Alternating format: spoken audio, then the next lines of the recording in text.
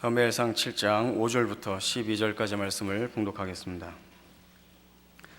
사무엘이 가로되 온 이스라엘은 미스바로 모이라. 내가 너희를 위하여 여호와께 기도하리라 하매 그들이 미스바에 모여 물을 길어 여호와 앞에 붓고 그날에 금식하고 거기서 가로되 우리가 여호와께 범죄하였나이다 하니라.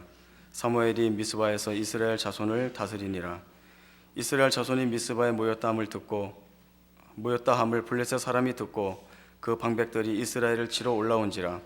이스라엘 자손이 듣고 블레셋 사람을 두려워하여 사무엘에게 이르되 당신은 우리를 위하여 우리 하나님 여호와께 쉬지 말고 부르짖어 우리를 블레셋 사람의 손에서 구원하시게 하소서. 사무엘이 젖먹는 어린 양을 취하여 온전한 번제를 여호와께 드리고 이스라엘을 위하여 여호와께 부르짖음에 여호와께서 응답하셨더라.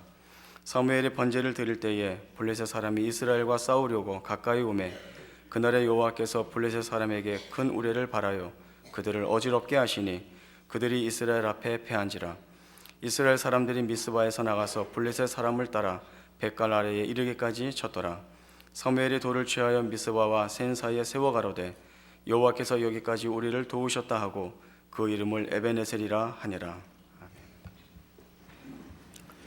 사무엘상 7장 5절 이하의 말씀은 미스바 총회라 하는 그런 이름으로 익숙한 사건입니다. 이스라엘 백성들이 사무엘의 부름을 받아 미스바에 모여 회개하고 하나님만을 섬기고 순종할 것을 약속하는 신앙적인 결단의 자리입니다. 그러나 이 미스바 집회를, 그 회집을 말하자면 신앙생활에서 잘못된 길로 갔다가 돌아오는 자발적인 이스라엘 백성의 회개와 재헌신으로 보는 것은 본문에 대하여 깊이 이해하는 데 걸림돌이 됩니다. 전체적인 그 사무엘상의 역사적 위치를 보면 이스라엘은 출애굽해서 가나안을 정복했고 사사시대를 거칩니다. 사사시대는 여러분들도 잘 아시다시피 이스라엘 백성들이 계속적으로 하나님을 섬기는 일에 실패한 기록으로 잘 정확하게 묘사가 되어 있습니다. 그 끝자락에 속하는 때죠.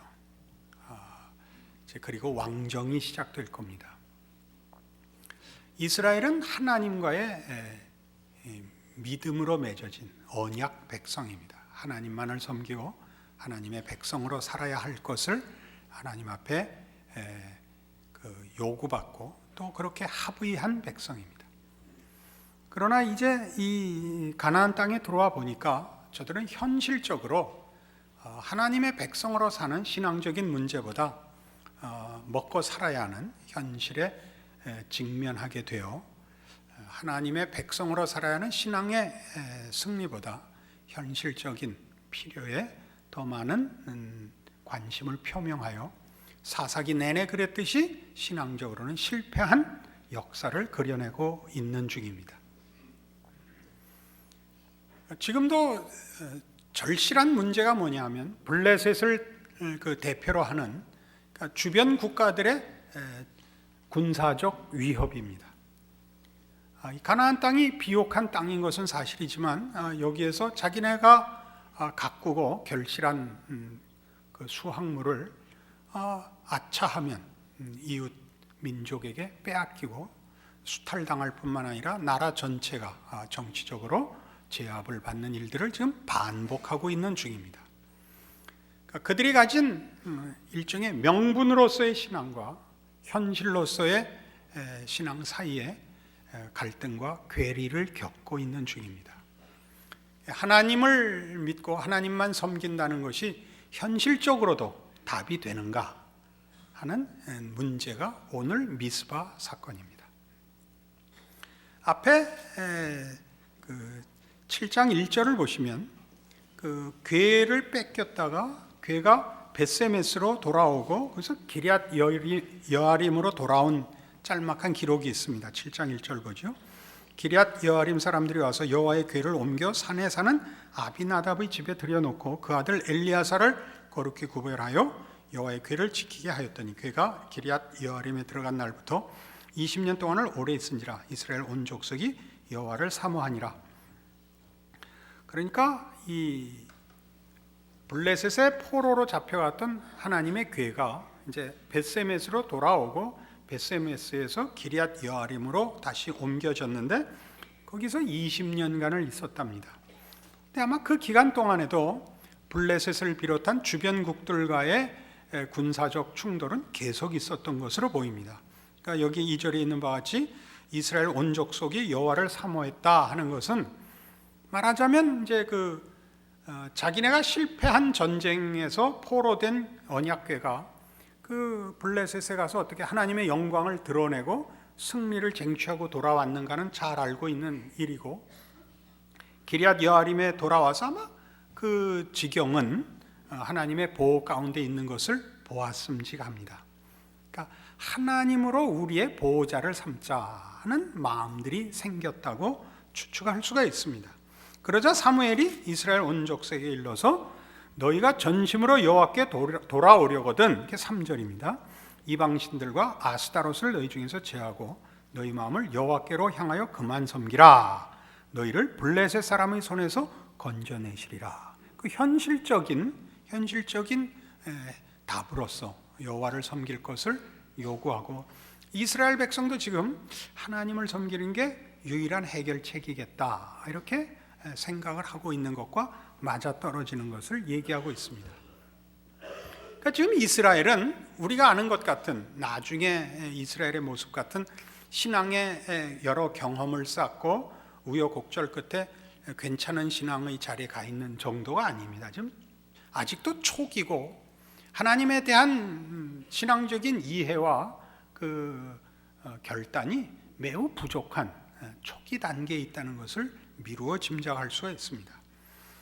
그래서 사무엘이 이스라엘을 미스바로 불러서 하나님만 섬길 것을 촉구했을 때 저들이 동의했지만 이 동의 속에는 신앙적으로 아주 고급한 그런 동의가 아니고, 저들이 가나안 땅에서 살면서 가나안 족속들이 섬기는 신들을 자기네도 섬겼다고요. 여기도 거명되는 것 같이 바알과 아스타롯이 등장하고 있는데, 이런 신들을 섬겨봤자 지거든요. 그 이방 민족에게 지고 있으니까 이제는 할 수 없이 하나님밖에 남은 이가 없다쯤 되는 정도입니다. 그래서 이제 하나님만 섬기기로 했는데 미스바에 이스라엘 백성이 모였다는 소식을 듣고 블레셋이 또 쳐들어옵니다. 그러니까 다급해졌죠. 그래서 여기 8절에 있는 대로 사무엘에게 이르되 당신은 우리를 위하여 우리 하나님 여호와께 쉬지 말고 부르짖어 우리를 블레셋 사람의 손에서 구원하시게 하소서. 그래서 현실적으로 하나님을 믿고 하나님을 의지한다는 것이 가치가 있느냐, 답이 되느냐라는 문제에 매달리게 됩니다. 그리고 하나님이 이 부르짖음에 응답하셔서 우레를 바라여 블레셋 사람들을 패죽게 했다 하는 것이 오늘의 내용입니다. 그러니까 이 내용에서 핵심되는 강조점은 뭐냐 하면, 이스라엘 백성은 블레셋을 물리칠 군사적 정치적 힘이 없었다 하는 것입니다. 그리고 하나님이 블레셋을 물리칠 때 애국 군대를 불러왔거나 무슨 로마 군대를 불러왔거나, 이 시대는 로마 시대는 물론 아닙니다만 불러온 게 아니라 우레를 발해서 블레셋을 물리쳤다라는 건 다 무슨 얘기냐 하면, 이 세상적 가치와 질서가 전부가 아니다 하는 얘기를 성경이 하고 싶은 것입니다. 세상이라는 것은, 전쟁은 더 강한 자가 이기는 법이고, 사회의 안녕이라는 것은 정치적, 경제적, 사회적 여러 조건으로 인하여 생기는 결과라 하는 것이 이 세상의 법칙이요, 이 세상의 질서입니다. 그러나 지금 이 사무엘상 7장 미스바 사건을 통해서 성경이 언급하려는 것은 그 보이는 것과 보이는 질서가 전부가 아니고 하나님의 통치와 하나님의 반전이 있다 이거죠. 기도했다라는 것은 이 전쟁을 이기는 방법으로서는 아무짝에도 쓸모없는 것이죠. 그리고 그 블레셋을 우레로 물리쳤다는 것은 뭐 우레소리가 크게 났다라고 할지라도 그것은 말하자면 미사일을 쐈다든가 원자탄을 쐈다 하고는 다른 거지요. 그러니까 너희가 몸담고 사는 세계와 현실의 질서와 가치가 전부가 아니다. 하나님이 유일한 주권자시고 하나님이 마음을 먹기에 달린 문제다. 이런 얘기를 가르치려고 하는 것입니다. 이 문제가 왜 그렇게 중요하냐 하면 우리는 사실 지금 이 미스바에 모인 이스라엘과 방불한 신앙의 수준과 신앙의 현실 속에 있습니다. 이스라엘이 그랬던 것처럼 우리도 하나님에게 온전히 우리의 신앙을 바치기에는 현실적으로 어려움이 많고, 그렇다고 세상 사람들 같이 살자니 그건 또 그렇게 할 수도 없고 하는, 사실 그 성경에 나오는 것 같이 너희가 언제까지 두 사이에서 머뭇거리려느냐라는 하나님의 질타같이 그런 아슬아슬한 신앙생활하는 것이 현실이기 때문에 우리가 갖고 있는 신앙 고백이 가지는 명분을 현실적으로도 수긍하는 그 일이 절대적으로 필요한 줄 압니다. 거기에 이 사건같이 적합한 것은 없습니다. 마가복음 9장으로 가보십시다. 신약성경 마가복음 9장입니다.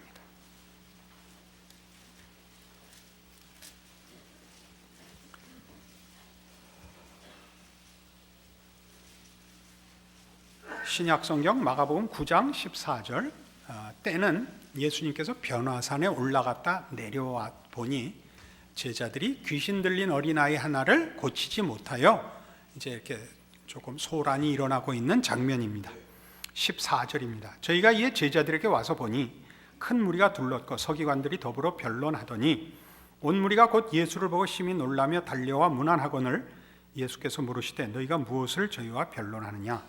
무리 중에 하나가 대답하되 선생님, 벙어리 귀신 들린 내 아들을 선생님께 데려왔나이다.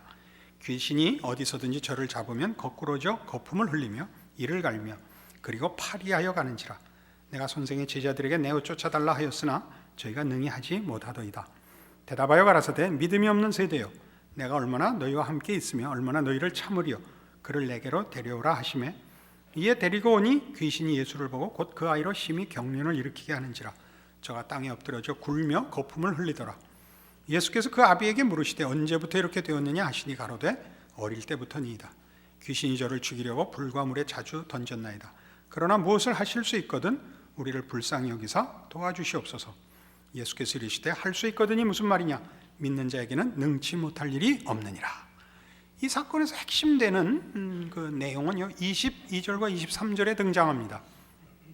그 아비의 요구는 이겁니다. 무엇을 하실 수 있거든 우리를 불쌍히 여기사 도와주옵소서입니다. 그러니까 하나님의 절대 주권은 아직 모르는 거죠. 예수께서 기적을 일으키신다는 사실만 알고 있지 온천하와 역사의 유일한 통치자라는 건 모르죠. 그러니까 무엇을 하실 수 있거든이 되자 예수님께서 말씀하시기를 할 수 있거든이 무슨 말이냐? 믿는 자에게는 능치 못할 일이 없느니라로 답을 하셨습니다. 여기서 믿는 자라는 것이 문제가 되죠. 이 믿음은 방법론을 얘기하는 것은 아닙니다. 믿으면 된다. 그 말이 틀린 말은 아니지만 믿는다는 말이 조건이 되면 무조건 기계적으로 결과가 나온다는, 그렇게 사용되어서는 안 되는 말입니다. 믿는다는 건 무슨 말이냐? 하나님의 통치를 아는 것입니다. 하나님의 통치를 믿는 것입니다. 하나님의 통치란 이 세상과 다릅니다. 다르다고 해서 이 세상의 영역이 제외된 다른 영역에서 통치하신다는 뜻이 아니라 이 세상을 포함하여 보이지 않는 세계까지 하나님이 유일한 통치자십니다. 그러니까 하나님은 이 세상에 이런 질서를 허락하셨습니다. 우리 잘 아는 합리적이고 과학적인 자연 법칙을 허락하셨지만 거기에 언제든지 개입하실 수 있는 하나님께서 유일한 통치자이십니다. 근데 그것은 믿음의 영역이며 믿음으로만 아는 영역입니다. 그러니까 믿는 자라는 것은 하나님이 누구시며 하나님이 모든 것의 유일한 통치자라는 것을 아는 자에게는 능치 못할 일이 없습니다. 그러면 현실적으로 우린 그 믿음을 가졌는데 왜 우리의 기도는 응답이 되지 않는가? 이렇게 물을 수 있습니다. 뒤에 이렇게 나옵니다. 28절.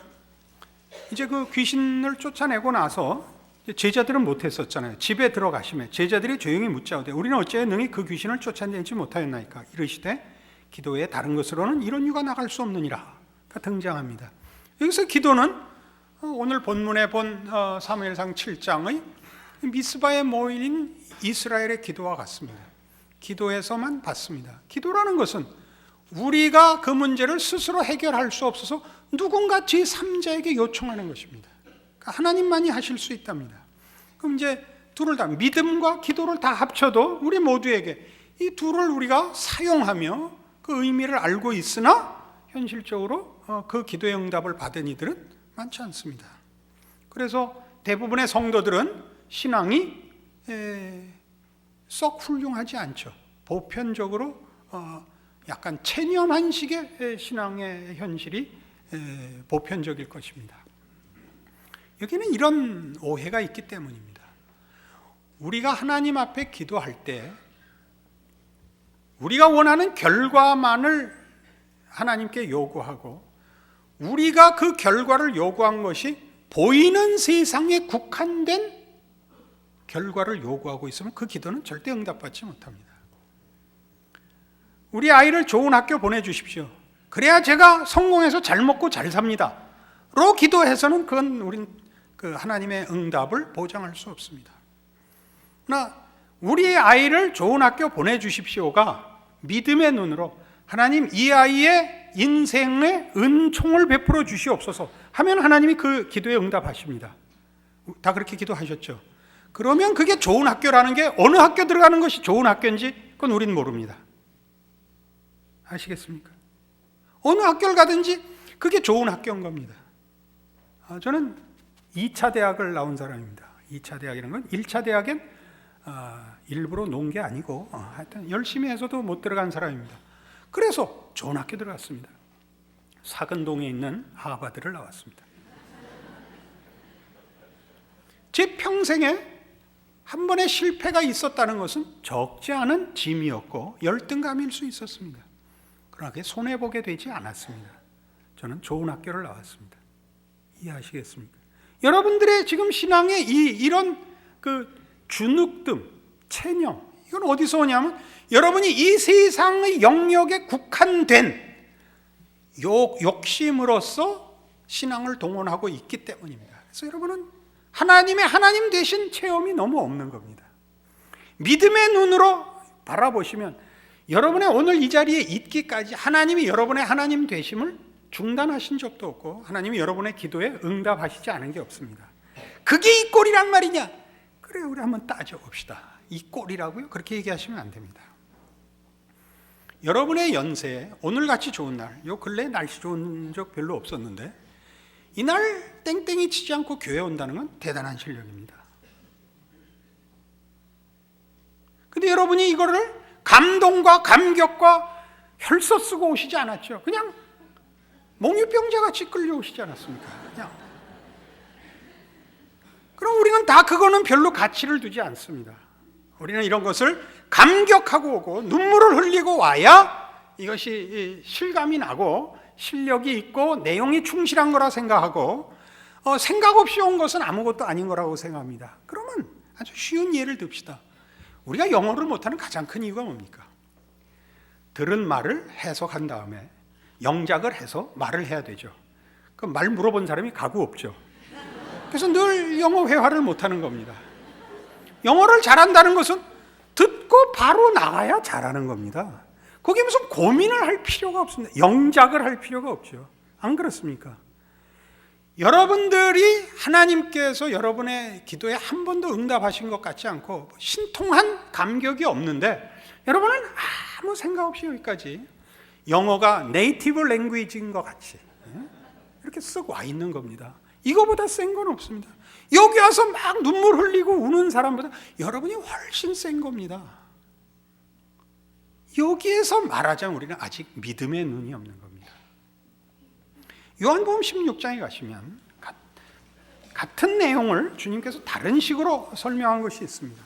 요한복음 16장 16절입니다. 조금 있으면 너희가 나를 보지 못하겠고 또 조금 있으면 나를 보리라 하신대 제자 중에 서로 말하되 우리에게 말씀하신 바 조금 있으면 나를 보지 못하고 또 조금 있으면 나를 보리라 하시며 또 내가 아버지께로 감이라 하신 것이 무슨 말씀이뇨 하고 또 말하되 조금 있으면이라 한 말씀이 무슨 말씀이뇨 무엇을 말씀하시는지 알지 못하노라 하거늘 예수께서 그 묻고자 함을 아시고 가라사대 내 말이 조금 있으면 나를 보지 못하겠고 또 조금 있으면 나를 보리라 하므로 서로 문의하느냐 내가 진실로 진실로 너희에게 이르노니 너희는 곡하고 애통하리니 세상이 기뻐하리라 너희는 근심하겠으나 너희 근심이 도리어 기쁨이 되리라 여자가 해산하게 되면 그때가 이르렀으므로 근심하나 아이를 낳으면 세상에 사람 난 기쁨을 인하여 그 고통을 다시 기억지 아니하느니라 지금은 너희가 근심하나 내가 다시 너희를 보리니 너희 마음이 기쁠 것이요 너희 기쁨을 빼앗을 자가 없느니라 그날에는 너희가 아무것도 내게 묻지 아니하리라 내가 진실로 진실로 너희에게 이르노니 너희가 무엇이든지 아버지께 구하는 것을 내 이름으로 주시리라 지금까지는 너희가 내 이름으로 아무것도 구하지 아니하였으나 구하라 그리하면 받으리니 너희 기쁨이 충만하리라 예수님께서 이제 제자들에게 내가 곧 죽는다 그리고 다시 부활하겠다 제자들에게 무슨 말인지 이해를 못하는 겁니다. 왜요?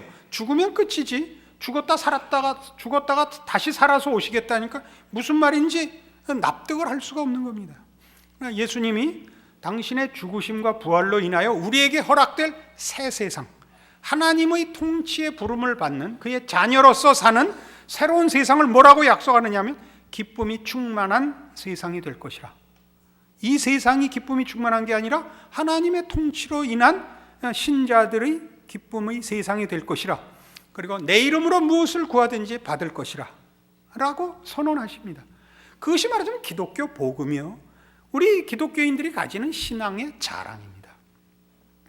예수로 인하여 허락된 하나님의 통치의 진실하심과 그 구원과 부활 생명과 하나님의 통치 아래에서 누리는 모든 특권들이 이제 모든 믿는 자에게 허락된 세상 속에 삶 속에 우리가 있습니다.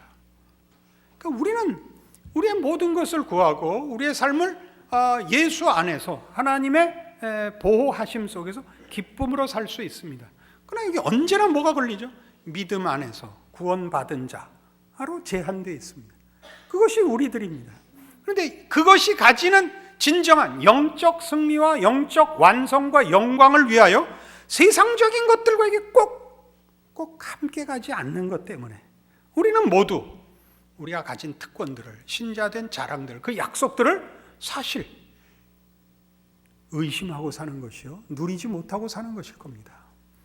그러니까 여러분 모두가 우리가 믿는 이 신앙의 그 귀한 것을 확인하셔야 됩니다. 우리 각 개인의 믿음을 따라서 일어나는 것이지만 역사상 예수 그리스도 안에서 시작되고 선포되고 이루어진 하나님의 새로운 구원의 통치요 부활 생명의 통치요 예수 안에서 모든 것이 주어진 복주심의 이 통치는 시작이 되어 이 세상에 하나님의 그런 예수 안에서의 찾아오심과 복주심으로 이미 실천되고 있습니다. 각자의 믿음을 따라 누리기도 하고 못 누리기도 하는 것이죠. 우리가 못 누리는 가장 큰 이유는 뭐라고요? 믿음으로만 들어가는 영역을 믿음 아닌 세상의 가치관을 가지고 믿음 안에 통치하시는 하나님을 불러내고 싶은 데서부터 늘 실패합니다. 그리고 그 실패는 이스라엘의 실패였고 이제 이 미스바 이 회집에서 이 기적을 경험하고 하나님이 어떤 분이신가를 확인하고도 결국은 그 신앙이 무너져서 왕을 구하는 왕정으로 가게 됩니다. 우리 나중에 그 실패 과정과 왕을 요구하는 것이 무엇을 의미하는가를 더 확인해 보겠습니다만은 우리의 생애 속에서 이 미스바 사건은 사실 중요한 것이 됩니다. 하나님을 섬기는 것은 우리에게 세상의 그 무엇과도 비교할 수 없는 안전책이며 현실적인 보상이며 영원히 신뢰할 만한 힘이 됩니다. 그게 여러분들입니다. 여러분들의 신자된 인생을 믿음 안에서 조명하시는 오늘의 이 말씀이기를 바랍니다. 기도하십시다. 하나님 아버지 은혜를 감사합니다. 하나님의 자녀로 살며 하나님을 의지하여 살며 믿음으로 살며 기도하여 응답받는 삶이 우리 자신인 것을 확인하였습니다. 세상의 것으로 세상 앞에 서려 하지 말고 하나님의 사람으로 세상을 살게 하사 기적의 길, 은총의 길, 거룩의 길, 감사의 길을 걷는 우리들 되게 하사 우리를 지켜보는 세상으로 하나님을 알게 하는 역사가 일어나는 인생 되게 하여 주시옵소서. 예수님 이름으로 기도합니다. 아멘.